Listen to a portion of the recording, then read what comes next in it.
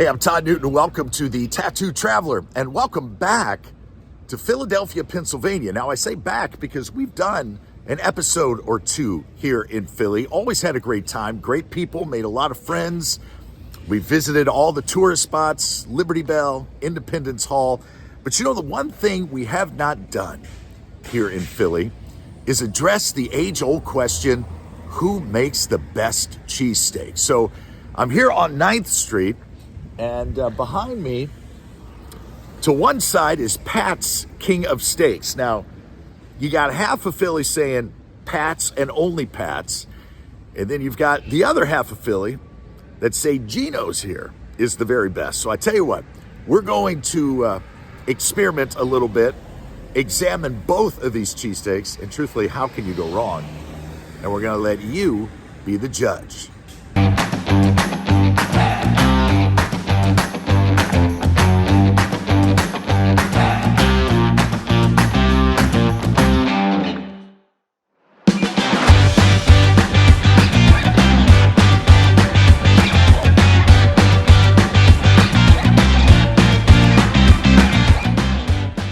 You know, the rivalry between Geno Steaks and Pat's Steaks, and it is a delicious rivalry, was established in the 1960s. These two legendary establishments face off right here at the corner of Passyunk and 9th, the southern end of Philadelphia's Italian market. We're going to start at Pat's King of Steaks. Now, Pat's has been around since 1930. This is Pat Olivieri. Many say he's the one that coined the phrase Philly cheesesteak. Others say, no, not true. We'll never know. But I do know that folks line up around the corner for that thinly sliced ribeye, that perfectly melted cheese. It's become a beloved staple. The average sandwich will cost you about $15. And here's my buddy Carlo to tell you about the local favorite. Original is whiz and onions. If you want whiz and onions, that's the best way to go. You know, it's the original way, and most locals get it that way. 90% of the people actually get it that way, but that's got the best taste, best flavor, and that's the OG, baby. That's how we do it. I want to do it. Hold the onions for me, though, Carlo. Yeah, all right, my man. Yeah, you got to go with the whiz. I mean, sure, you can get American cheese, provolone. This is where the magic happens, right here. How good is that? Perfection. And it kind of makes me laugh that people compare Pat's to Geno's and to every other Philly cheesesteak place in town, because as long as you're putting a good amount of meat in there, you got the whiz, you got the toppings. A Philly cheesesteak is kind of a Philly cheesesteak. But this sure was delicious.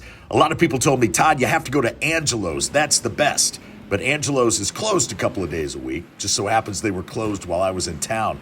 But if Pat's was where Stallone went when he was in town filming Rocky back in the 70s, then Pat's is good enough for me. It was really good. No complaints. And I like the authenticity of this place. I like the fact that there's only one Pat's location. They don't pop up all over town. Now I want to cross Passyunk. Am I saying that correctly? Passyunk in 9th here. It opened in 1966. The founder was Philadelphia-born Joey Vento, a former butcher and quite a character, controversial even at times. And pretty much from the moment he opened his doors, Geno's and Pat's King of Steaks were seen as rivals, both proclaiming to have the best cheesesteaks in Philly. Now, this is Geno, Joey's son, and the one he named the place after. Can you imagine being Geno of Geno Steaks walking around Philly? You'd be a god. Joey passed away in 2011. He had a heart attack at the age of 71, and Geno took over the business. You can see he's slapping plenty of provolone on this one for me. Remember, I went with the whiz over at Pat's, and after trying both of them, oh yeah, that's a lot of cheese in there. These sandwiches are remarkably similar. Geno's uses that thinly sliced ribeye and puts plenty of it in there, but if my eyes were closed, friend, and I didn't know which was which, I don't know if I could tell them apart. You know, if I had to choose, and I guess that I do, that's the whole point of this episode, between Pat's King of Steaks and Geno's, let's just recap what we got. Now, Geno's, you have the melted provolone. You have your choice of Coke and Pepsi. And I'm a big Pepsi guy, so that went a long way for me. Geno's was cash only. I didn't have a problem with that.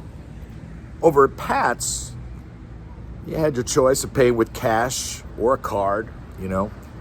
I went with the whiz there. They both have the whiz option. But the whiz was really good. The OG, as Carlo called it. The whiz was really good at Pat's. So here we go. After sinking my chompers into both, Geno's and Pat's, I'm going to say, and I've got a couple people watching, waiting. I'm going to say, do you have a favorite, Pat's or Geno's? Who do you like?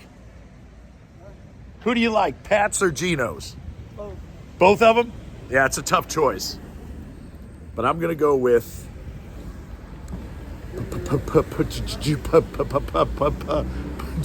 he's still there. I'm going to go with Pat's, Geno's, Pat's. Pat's, there was something about that whiz. There was something about the customer service. There was something about the legacy of the place. I loved it. So from the great city of Philadelphia, you need to get to Philly and decide for yourself. It's a fun test, I'll promise you that. From Philadelphia, I'm Todd Newton, the Tattooed Traveler. Until we meet again, a little further down the road with full bellies. Travel safely. As always, please remember to like, share, and subscribe for more great videos from around the world.